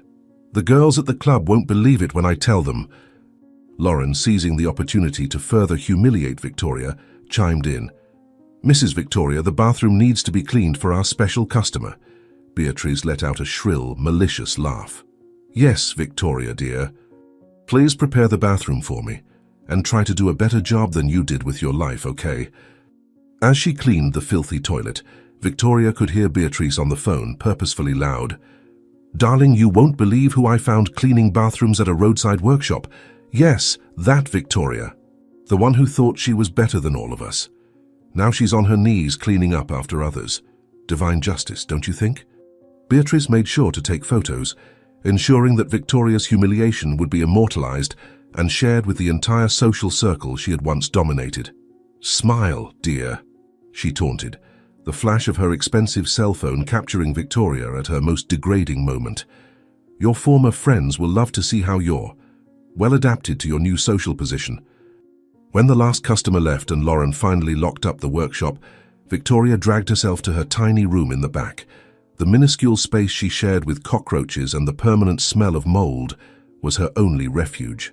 Sitting on the broken bed, her hands trembled as she opened a cheap bottle of whiskey, her dinner and companion on lonely nights. The first sip burned her throat, but not as much as the memories that haunted her. With her back against the peeling wall, Victoria stared at her fragmented reflection in the cracked mirror, the perfect metaphor for her shattered life. Her eyes, once haughty and cruel, were now dull and circled by deep shadows. Her face, which had once graced society columns, showed premature marks of a life of deprivation. "Look at yourself," she murmured to her reflection, her voice thick with drink and bitterness.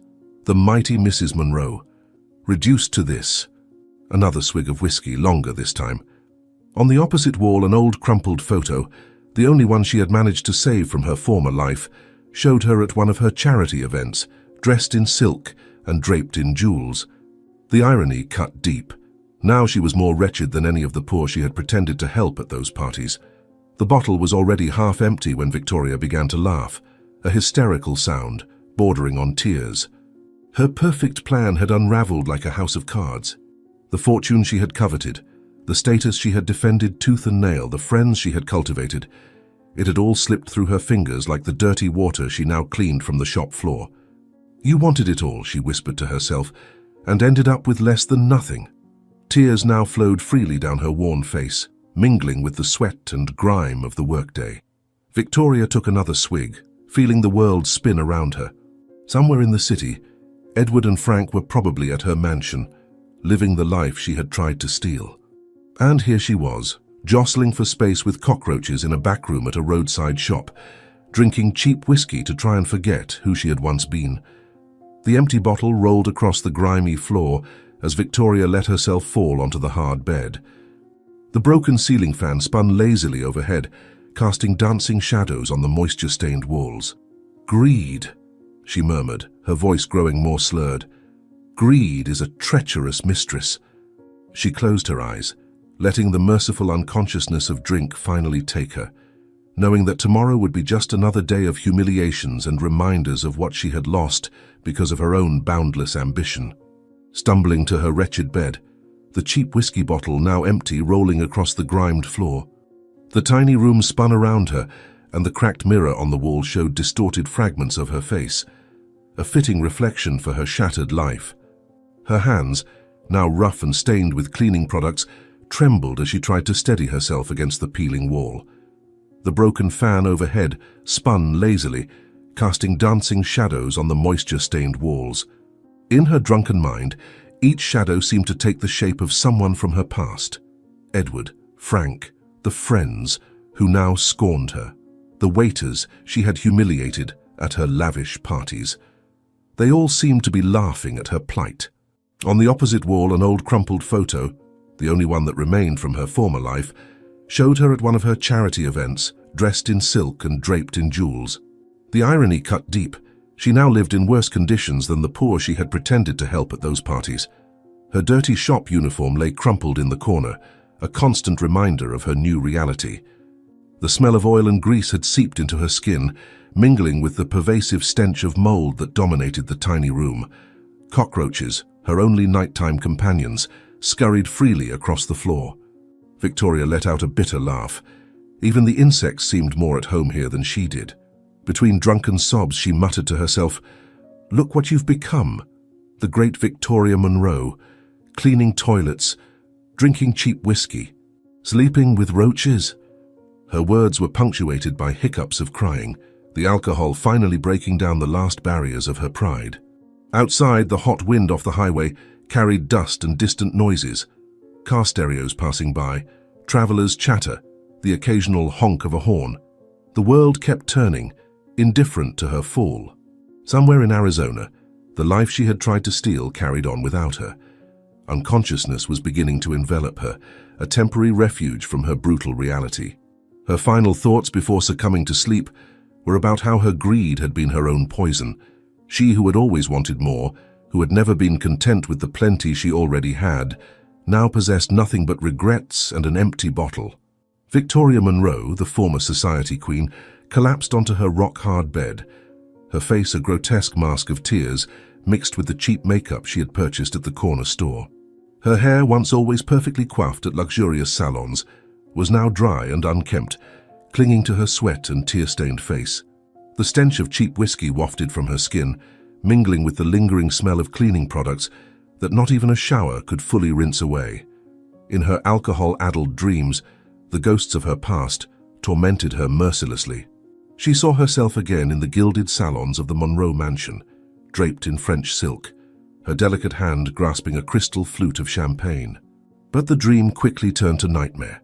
The jewels at her throat became chains, the party gown unraveled to rags, and the marble floor beneath her feet transformed into the rough concrete of the shop.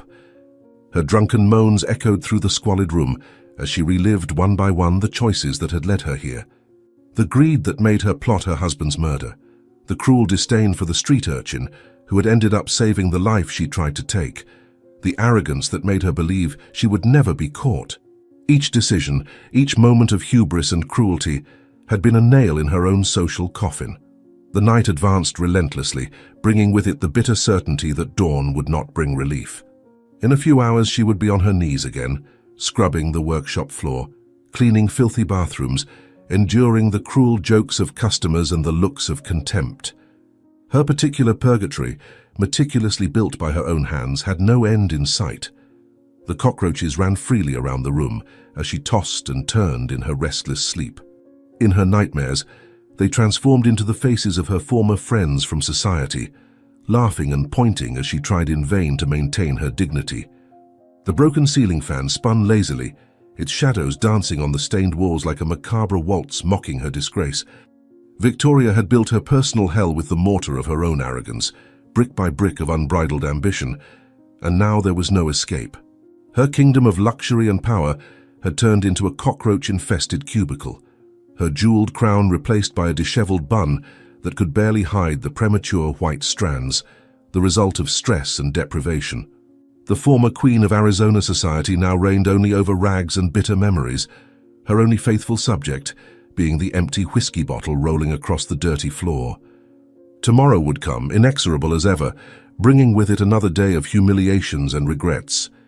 But for now, in her drunken stupor, Victoria could at least momentarily forget that her life had become the very definition of karma, a cruel reminder that greed, when left unchecked, has the power to turn queens into pariahs, palaces into pigsties, and dreams of grandeur into nightmares of misery. We appreciate your company on this emotional journey and invite you to show your appreciation by clicking the like button and becoming a part of our community of viewers. Each interaction you make inspires us to continue sharing touching stories on an almost daily basis. Stay tuned for our next video, which promises yet another engaging story for your enjoyment.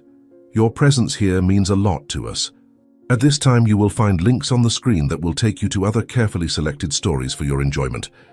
We look forward to seeing you again in our upcoming stories. See you there.